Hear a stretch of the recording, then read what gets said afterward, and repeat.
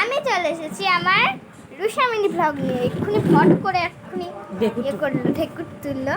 তো এ দেখো আমার বনুকে দেখাচ্ছি, বলেছিলাম। এই যে হাই হাই হাই হাই, আমার দিদির নাম রুষা। আমি চলে এসেছি আমার বড় দিদির, এই যে আরেকজন। ও কি হয়েছে? ও হাই, আমি চলে এসেছি আমার বড় দিদির ব্লগ নিয়ে।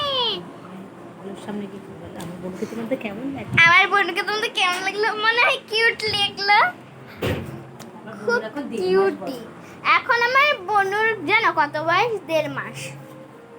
ওর 1 মাস হয়ে 1.5 মাসে পড়বে। এই দেখো, এই যে আরেকজন শুয়ে আছে, ঘুমাও গচ্ছে। নিশ্চয় তোমাদের খুব কিউটি লেগেছে। আমাদের কোটিকে তুলে আমার করে দিও একটু।